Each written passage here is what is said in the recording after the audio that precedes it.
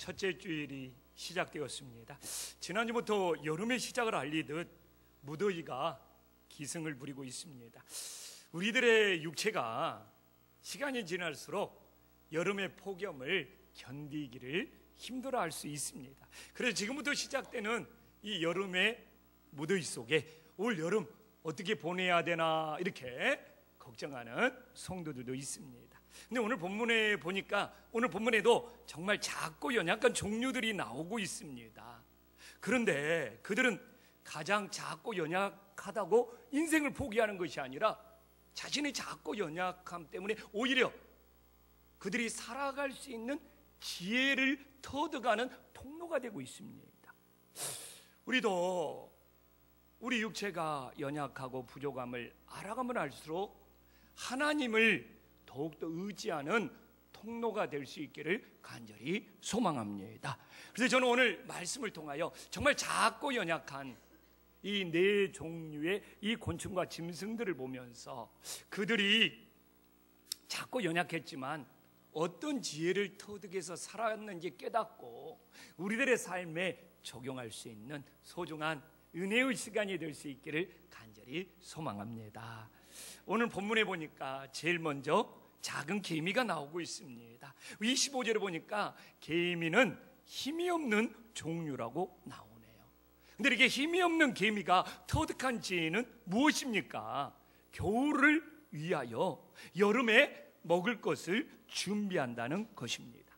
개미는 작고 힘이 없지만 미리 준비하는 지혜를 통하여 겨울이라는 그 인생의 위기를 이겨낼 수 있다는 겁니다. 그래서 오늘 우리는 개미를 통하여 하나님이 우리들에게 주시는 지혜는 우리들이 하나님 앞에서 준비하는 믿음이 되어야 한다는 겁니다. 어찌 보면 우리 인생들은 살면서 미리 준비하지 못함으로 정말 많은 후회들을 하면서 살아가는 것이 우리 인생의 모습일 수 있는 거예요.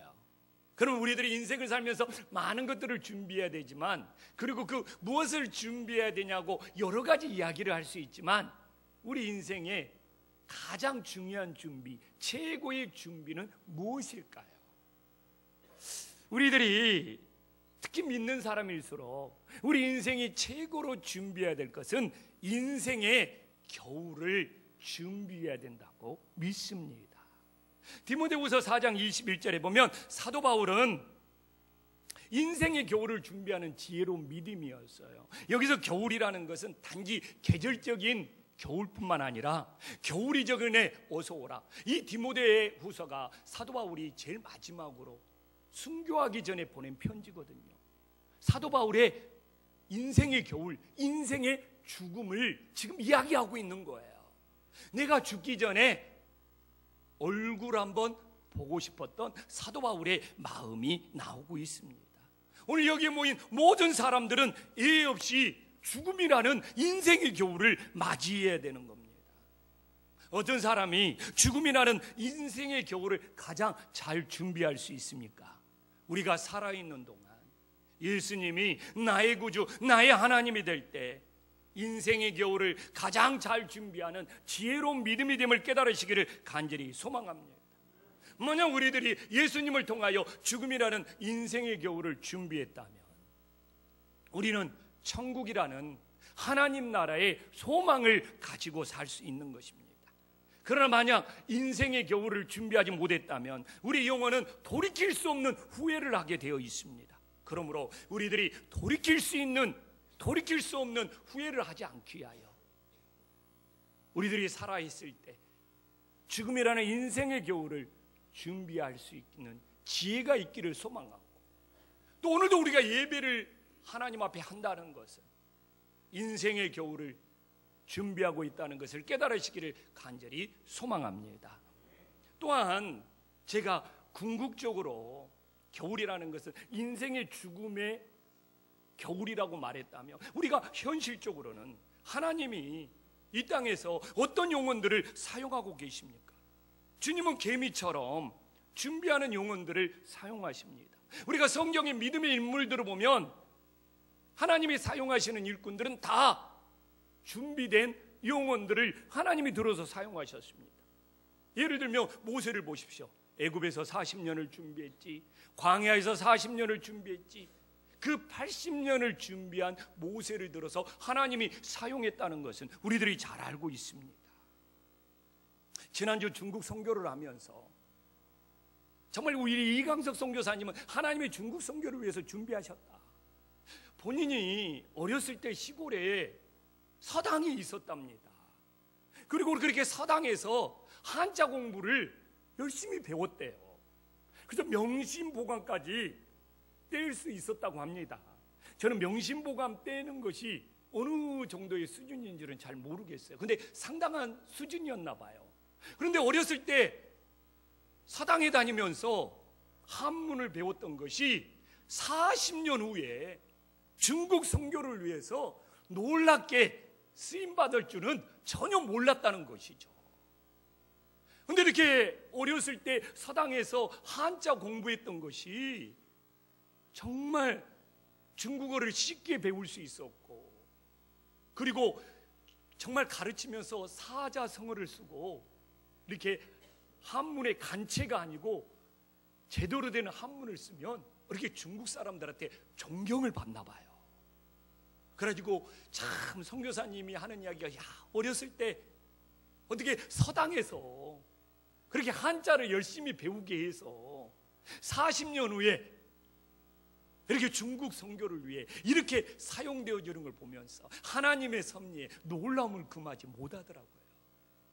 이처럼 하나님께서는 우리 자신도 모르게 때로는 준비하게 하시고, 그 준비된 걸 통하여 놀라운 하나님의 역사를 이루어감을 믿으시기를 간절히 소망합니다. 그러면 오늘도 내가 주님을 위해서 무엇을 준비해야 되느냐? 저는 우리들이 하루하루 삶을 살아가는 것이 하나님 나라를 위해서 준비하는 것이 됨을 믿으시기를 간절히 소망합니다. 뭐 막 내가 특별한 걸 해야 되겠다, 이것이 준비하는 것이 아니에요. 그냥 오늘 내 삶에 충실히 살아가는 것이 하나님 나라를 위해서 준비하는 것이죠. 그리고 개미처럼 하루하루 성실하게 사는 이 준비된 것이 쌓이다 보면 때로는 하나님을 위해 귀하게 사용되는 역사가 일어남을 믿으시기를 간절히 소망합니다. 제가 지금까지 중국 선교를 다닐 때는 선교사님 도와주러 간다, 그 마음이 제일 컸어요.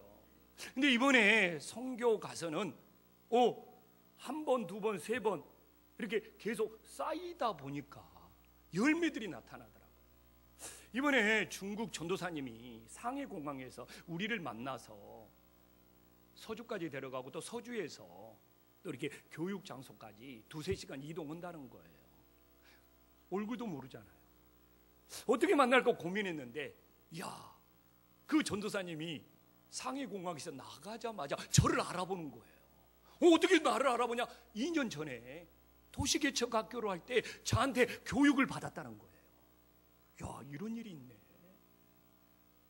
그리고 이제 알잖아요. 상해에서 이렇게 내리면 지하철을 타고 또 이 철도역으로 가서 거기서 서주까지 가고, 그 서주에서 내리면 이제 우리를 차로 태우러 온 사람들이 있을 거 아니에요. 근데 또 중국 교육자가 나왔는데 너무 그 목사님은 제가 알아보겠어요. 그 목사님도 2년 전에 도시개척학교에서 교육을 받았던 목회자였던 거예요. 참 이번에 가니까 이런 역사가 일어나네요. 근데 상해공항에서 우리를 배웅 나왔던 중국 목회자는 2년 당시 교회를 시작했는데 자신감이 없어서 교회를 제대로 하지 못했다는 거예요. 그리고 어떻게 개척해야 되지 방법을 몰라서 정말 영적인 침체에 빠져 있었다는 거예요. 근데 도시개척학교를 들으면서 가슴에 성령님이 역사한 걸 느꼈다는 거예요. 제가 제 경험을 이야기했거든요. 저는 참 못하는 것이 많다.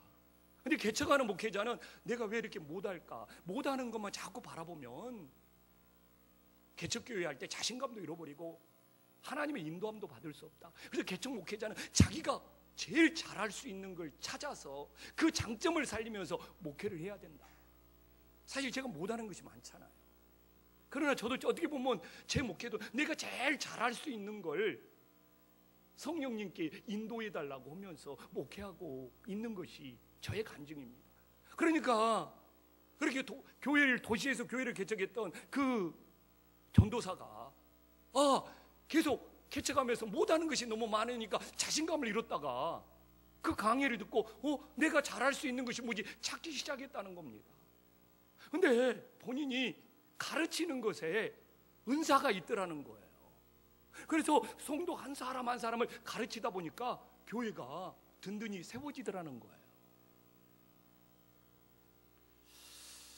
참, 이렇게 그냥 선교사님 도와준다고 왔다 갔다 했다고 생각했는데 그것도 쌓이다 보니까 열매가 나타나고 또 하나님의 놀라운 역사가 일어나는 걸 보면서 제가 굉장히 큰 은혜를 받았습니다.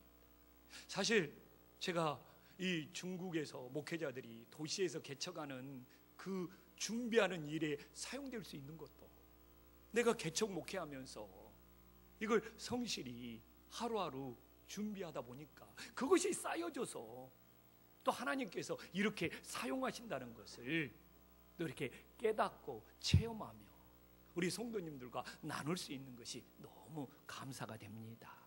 그래서 오늘 우리가 이 계미의 지혜를 보면서 거시적으로 크게는 죽음이라는 인생의 교훈을 준비해야 되고 미시적으로는 현재에 살면서 하나님이 주어지는 삶을 성실하게 살면서 준비할 때 이것이 쌓여서 하나님을 위해서 귀하게 사용됨을 믿으시기를 간절히 소망합니다.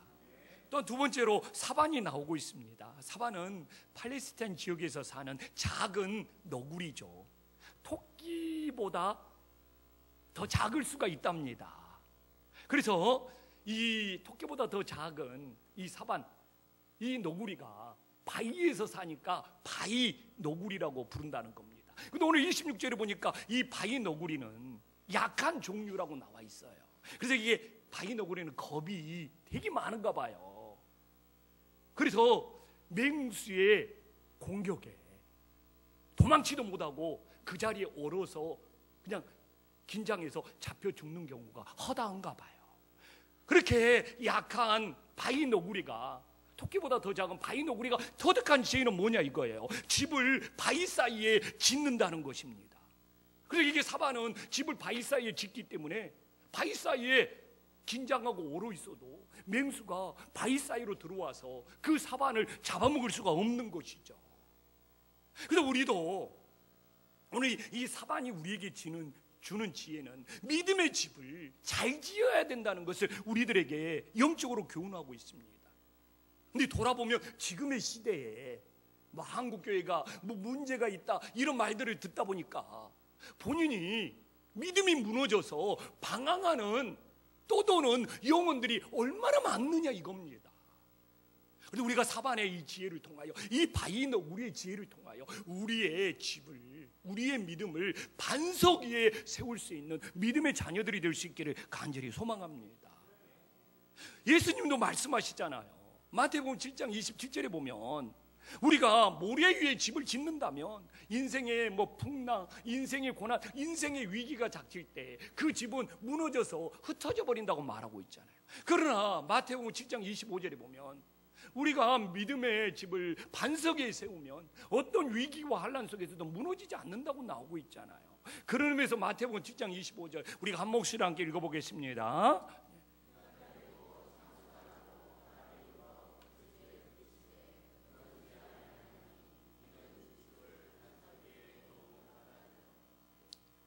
사실 개미가 준비하는 것은 다 예측 가능한 일입니다.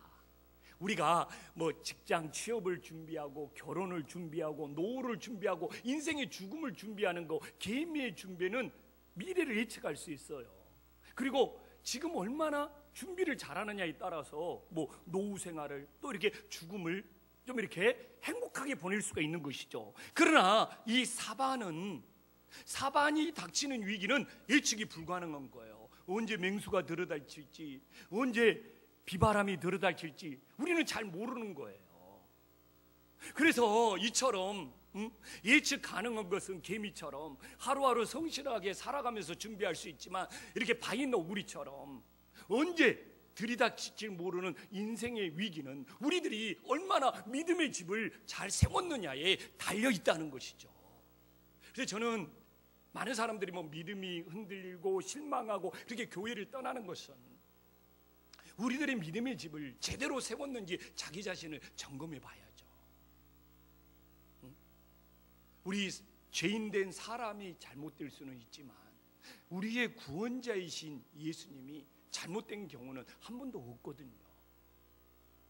그래서 우리 인생에 어떤 위기가 닥칠지라도 우리의 이 집이, 믿음의 집이 흔들리지 않도록 반석 위에 세워진 믿음들이 될 수 있기를 간절히 소망합니다. 사실 저 같은 한국 목회자들이요, 중국 이렇게 가정교회 지도자들을 가르치면서 실수를 많이 합니다. 저를 5번 불렀다는 것은 이건 기적이에요. 이게 한국 목회자들이 교회도 크고 허우대도 멀쩡하고 그러니까 중국 목회자들을 무시하는 경우가 많아요. 중국 가정교회 지도자들은 정말 어떻게 보면 이렇게 좀 초라하고 좀 이렇게 목회자 모습도 없고 그냥 시골 농부 같아요. 그래서 그냥 한국 목회자들이 좀 이렇게 폼 잡고 거들먹거리다가 실수하는 경우가 너무너무 많답니다. 저도 딱 가니까 진짜 이제 중국 목회자들이 나이를 물어보죠. 저를 한참 아래로 동생으로 보는 거예요.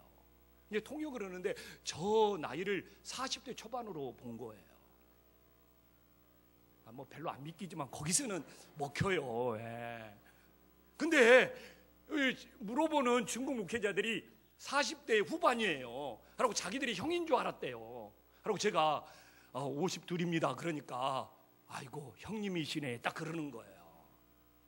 그리고 이렇게 중국 시골 목회자들은 정말 흰머리들이 많더라고요. 그리고 저보고 다 한국 목회자는 다 염색하고 사냐고. 그래서 너 절대로 염색 안 했다고.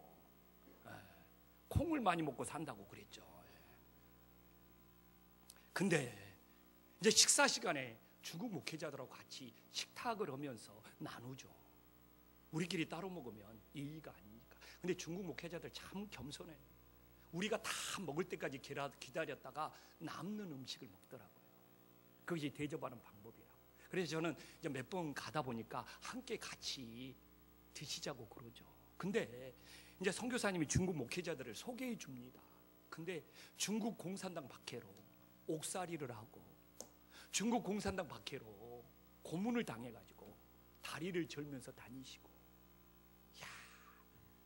근데 처음에는 못 모르고 내가 개척해서 교회 이렇게 키웠다고 막 떠들었다가 식사 시간에 중국 한 사람 한 사람 목회자 소개하는 걸 보니까 공산당 박해를 다 겪으면서 그 고난을 이겨낸 사람이에요. 정말 쥐구멍이라도 들어가고 싶더라고요. 그래서 그 뒤로부터는 우리 교회가 얼마나 크네, 숫자가 몇 명이네 이런 말을 안 해요. 그들의 어떤 중국 공산당의 그 고난과 핍박을 이겨낸 그 믿음이 정말 반석에 세워진 믿음이고 얼마나 귀한 믿음인 줄 알기 때문에 그렇습니다. 그래서 정말 이 시대에 저는 한국 교회가 살아남기 위해서는 우리들이 진짜 예수님 바라보면서 모래에 세운 집이 아니라 오늘 이게 사반의 지혜를 통하여 우리의 믿음도 반석에 세워진 믿음이 되어서 어떤 일이 있어도 흔들리지 않는 견고한 믿음들이 될 수 있기를 간절히 소망합니다. 또한 세 번째로 메뚜기가 나오지 않습니까? 27절에 보면 메뚜기는 임금이 없다고 그러네요. 무슨 이야기입니까? 메뚜기는 지배하는 계층이 없다는 것이죠. 그럼에도 불구하고 지배하는 계층, 임금이 없는데도 떼를 지어 나간다는 겁니다. 메뚜기가 한 마리 있을 때는 얼마나 연약합니까? 근데 우리가 알다시피 메뚜기가 떼를 지어서 함께 정말 나아가면 이건 무서운 재앙이 된다는 것을 우리들에게 보여주고 있는 것이죠. 그래서 오늘 여기서 하나님이 주시는 메시지는 뭡니까? 메뚜기 한 마리가 뛰어봐야 몇 미터도 못 가는데 메뚜기가 떼를 지어가면 하룻밤에 80km를 간다는 겁니다. 놀래지도 않아. 80km가 놀래지도 않아. 어떻게 한 마리는 몇십 미터도 못 가는데 이렇게 떼를 지어 함께 가면 80km를 하룻밤 사이에 갈 수 있느냐 이거예요. 물론 이렇게 혼자 사는 메뚜기와 함께 떼를 지어 나가는 메뚜기를 이렇게 조사해 보니까, 연구해 보니까 이게 세라토닌이라는 그 호르몬의 영향이 있다는 것을 우리는 이제 뭐 알 수 있지만, 오늘 하나님이 주시는 메시지는 이 함께하는 힘이 얼마나 위대한지를 우리들에게 보여주고 있는 거예요. 근데 이렇게 때를 지어간다는 것은, 그들이 그래서 80km를 하룻밤 사이 이동한다는 것을 어떻게 이용하느냐? 앞에서 메뚜기가 날다가 지치면 그 메뚜기 그 뒷공문에 얹혀서 날아간다는 거예요. 그리고 다시 힘이 생기면 서로 바꿔요. 그래가지고 메뚜기가 쉬지도 않고 80km를 가는 거예요. 왜? 뒷공문이. 그래서 여러분들이 사진들을 찾아보면 다 알 수 있어요. 이게 때를 지어서 가다 보니까 지치고 힘들면 뒤로 가서 그 메뚜기 뒷공문에 얹혀서 가는 거예요. 그리고 힘이 생기면 자기가 날고, 그러면 또 다른 메뚜기가 자기 뒤에 얹혀서 오고, 이렇게 날아가는 거예요. 그래서 메뚜기의 이 함께하는 힘이 얼마나 위대하다는 것을 우리들에게 보여주고 있죠. 그래서 하나님께서는 오늘도 우리들에게 혼자 예수님 믿으라는 것이 아니라 이렇게 함께 믿음의 공동체 생활을 하라고 교회를 이 땅에 허락하신 줄 믿으시기를 간절히 소망합니다. 지금 뭐 혼족, 혼밥, 이런 혼자 생활에 그런 것들이 많이 나오는데, 신앙도 나홀로 신앙이 많아지고 뭐 혼자 집에서 뭐 드린다는 신앙도 많아지고 있는데, 우리는 오늘 이게 메뚜기가 함께 그 먼 거리를 나아가는 걸 보면서 우리도 모두 함께 연합하여 천국까지 나아갈 수 있기를 간절히 소망합니다. 전도서 4장 12절을 보더라도 뭐라고 말씀하고 있습니까? 한 사람이면 영적 싸움에서 패한다는 거예요. 그런데 두 사람이면 맞설 수 있다는 거예요. 그러나 세 겹줄, 이제 여러 사람이 힘을 합치면 쉽게 끊어지지 않는다는 것을 우리들에게 보여주고 있습니다. 지금까지 중국 그 개척, 그 도시개척 선교를 혼자 다녔어요. 근데 지난주에는 안산에서 교회를 개척한 우리 친구 목사와 함께 갔습니다. 근데 이게 혼자 선교 갈 때와는 차원이 다르더라고요. 이게 함께 선교를 간 그 안산 개척교회 목사는 신학교 다닐 때부터 기도의 친구였습니다. 기숙사에서 새벽에 일어나면 정말 둘이 가서 같이 간절히 기도하고, 또 수업이 끝나고 또 저녁 때가 되면 또 뭐 그 친구뿐만 아니라 이렇게 그룹을 지어서, 무리를 지어서 하나님 앞에 간절히 기도했습니다.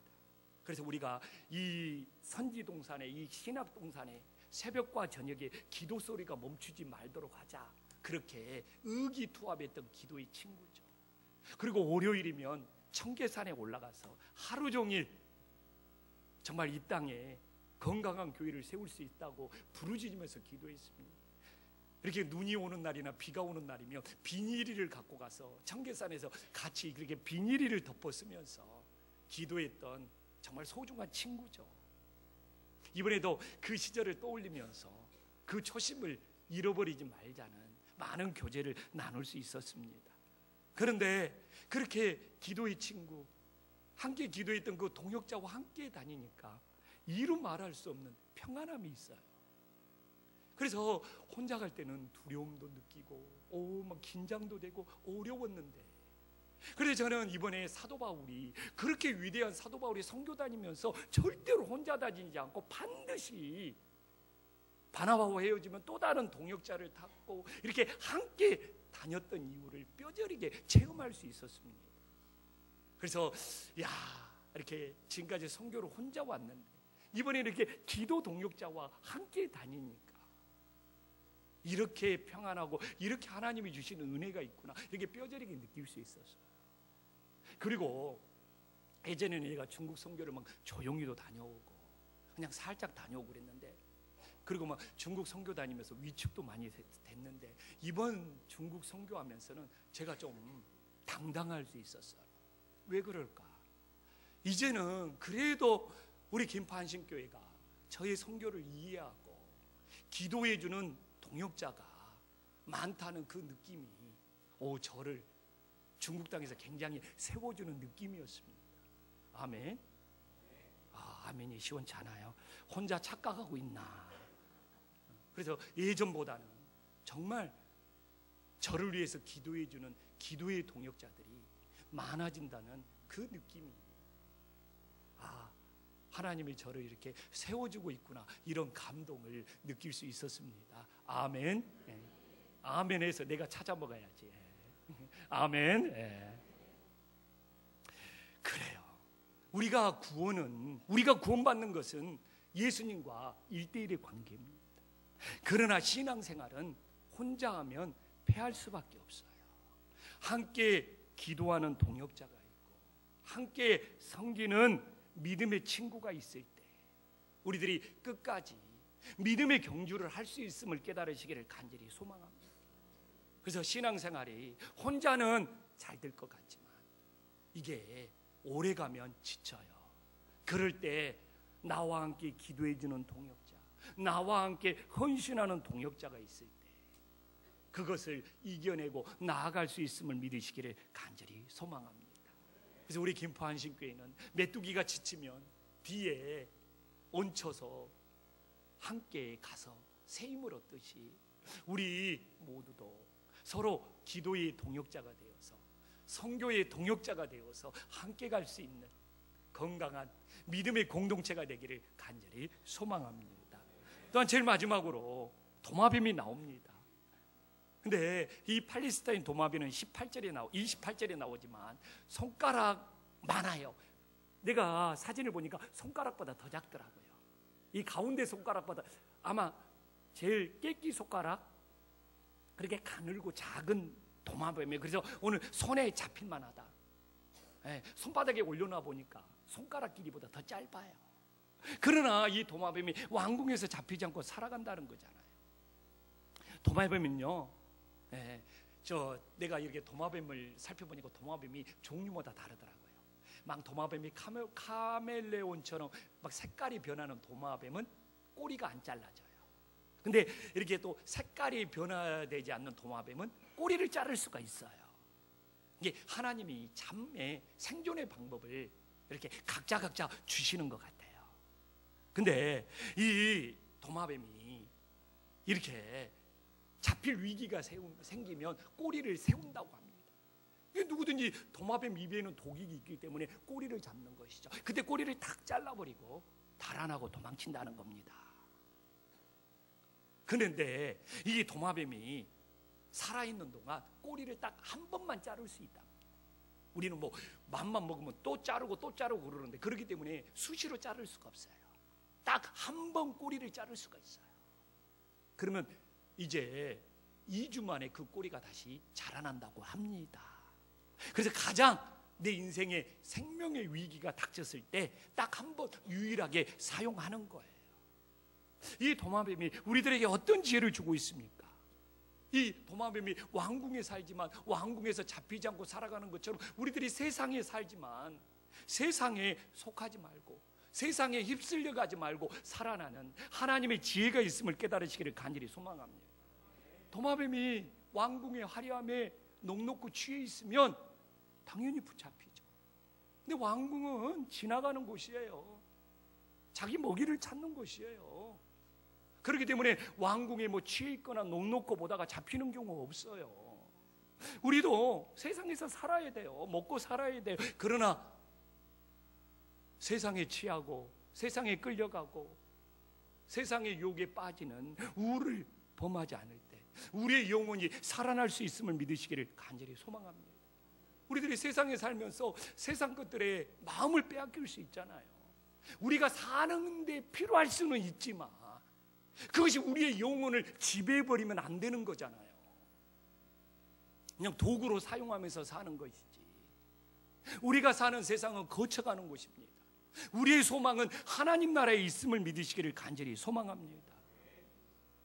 이번에 중국 선교 가면서 느끼는 것이 중국 선교 이렇게 시골에 가도 지방 도시에 가도 중국이 얼마나 발전하는가를 느낄 수가 있어요. 근데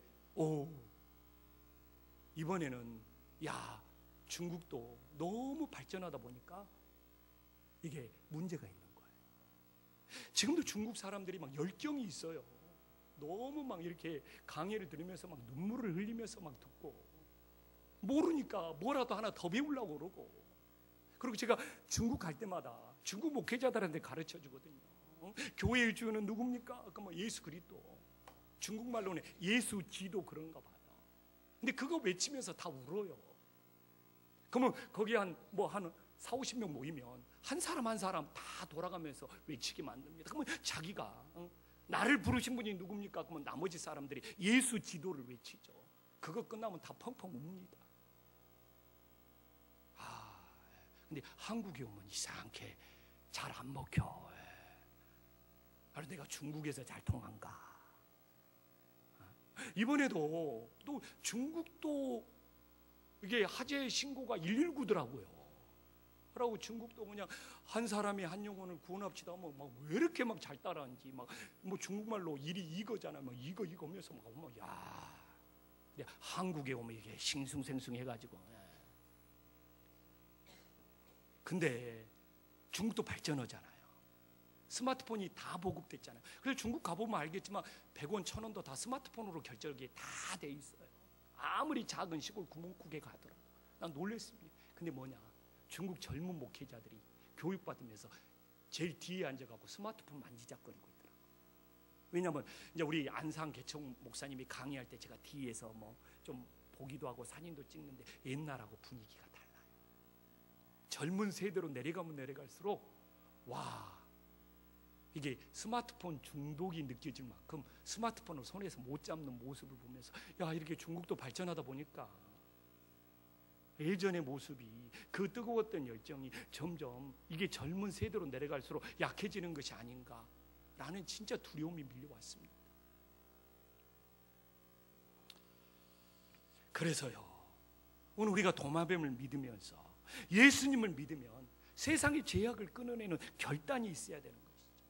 도마뱀이 잡혔을 때 꼬리를 끌어내므로 그들은 다시 한번 새로운 인생을 사는 겁니다. 그래서 우리도 예수님을 믿었다 생각한다면 세상의 죄악을 끊어내는 결단을 통하여 새로운 인생을 살아야 되는 거예요. 도마뱀은요, 꼬리를 잘라내는 것이 어떻게 보면 자기 몸의 절반을 잘라내는 거예요. 꼬리 길이가 몸의 절반을 차지하고 있어요. 그래서 도마뱀은 꼬리로 중심을 잡고 있고요, 꼬리로 방향을 잡고 있고요, 꼬리로 벽을 타고 올라갑니다. 그렇기 때문에 그들이 꼬리를 한번 잘라내는 것은 새로운 인생이 시작이 되는 거예요. 그래서 우리도 예수님을 믿으면 세상으로 향했던 죄악의 꼬리를 잘라내므로써 예수님을 통하여 우리 인생을 중심을 잡고 예수님을 통하여 우리 인생의 방향을 잡아야지. 이것이 진짜 거듭난 믿음이 됨을 깨달으시기를 간절히 소망합니다.